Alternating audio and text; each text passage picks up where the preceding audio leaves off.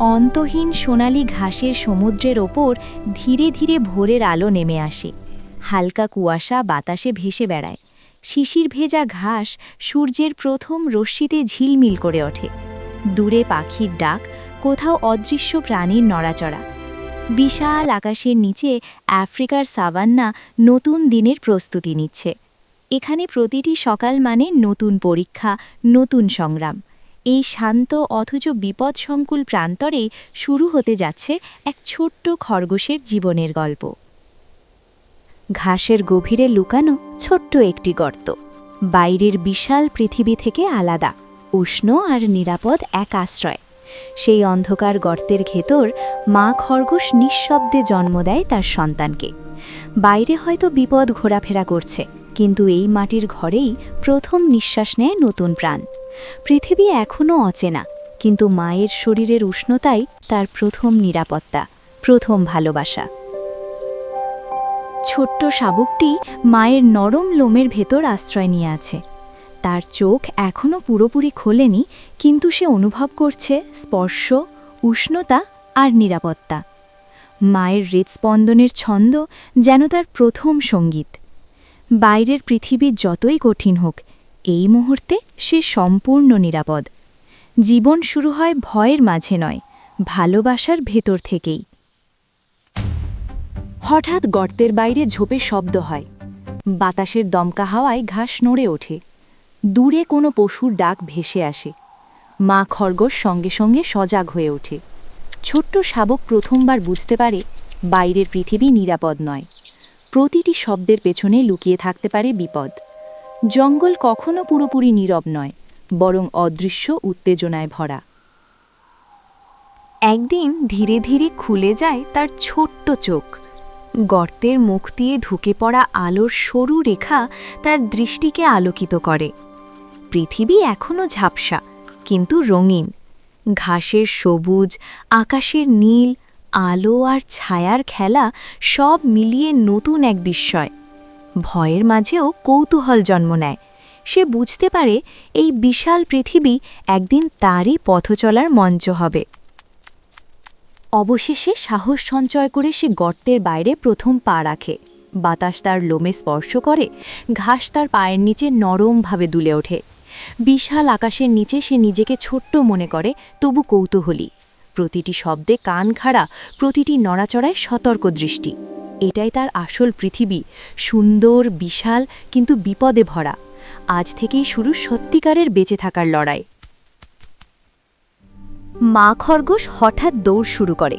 ছোট্ট শাবক প্রথমে বুঝতে পারে না, তারপর ছুটে চলে তার পেছনে। ঘাস কাঁপে, বাতাস কানে বাজে। মা থেমে তাকায়। এই জঙ্গলে ধীর মানেই মৃত্যু।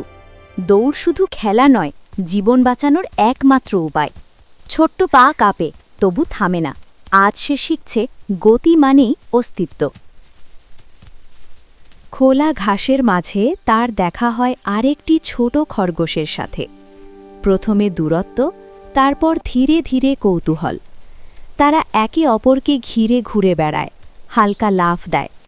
জঙ্গলের সব প্রাণী শত্রু নয়, কিছু সম্পর্ক শক্তি দেয়। খেলতে খেলতেই শেখা, একসাথে দৌড়ানো, সতর্ক হওয়া, বন্ধুত্ব বেঁচে থাকার অংশ। হঠাৎ মাটিতে পড়ে বিশাল ডানার ছায়া। আকাশে চক্কর দিচ্ছে আফ্রিকান ফিশ ঈগল। তার তীক্ষ্ণ চোখ নিচে শিকার খুঁজছে।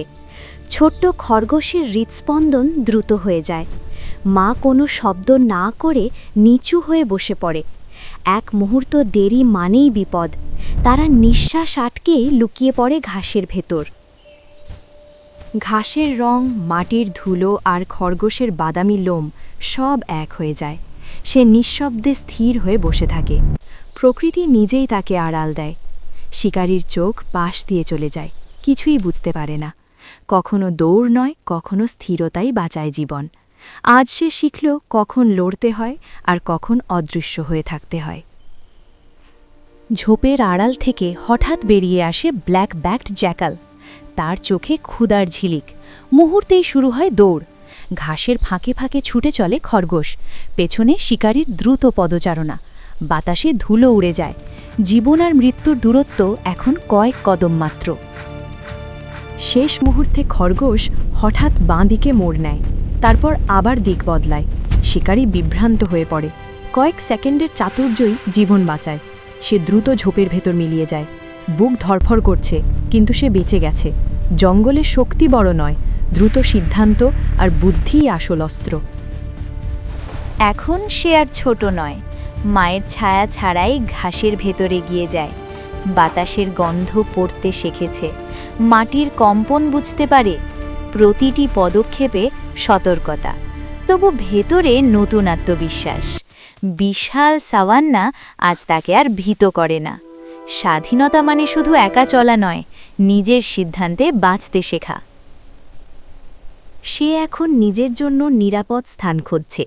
ঘাসের ঘনত্ব, মাটির নরমতা, আশেপাশের শব্দ সব কিছু যাচাই করে।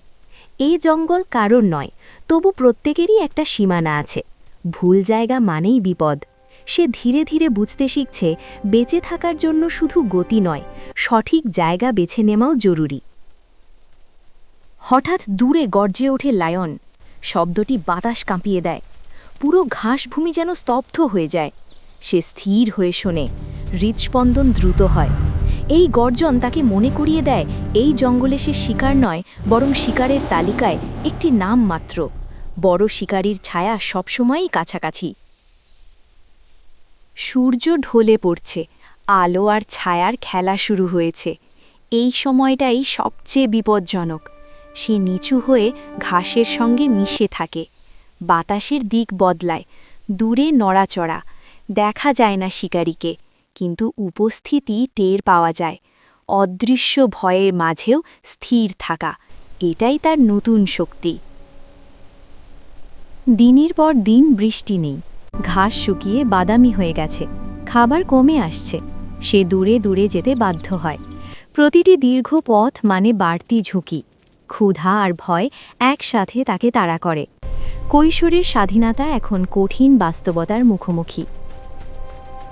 হঠাৎ বাতাসে ধোঁয়ার গন্ধ। কিছুক্ষণের মধ্যেই আগুন ছড়িয়ে পড়ে শুকনো ঘাসে।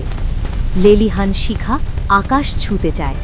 সে প্রাণপণে দৌড়ায়, চোখে আতঙ্ক। আগুন কাউকে চেনে না, শিকারী বা শিকার সবাই সমান। বাঁচতে হলে তাকে আরও দ্রুত হতে হবে। আজকের দৌড় আগের সব দৌড়ের চেয়ে কঠিন।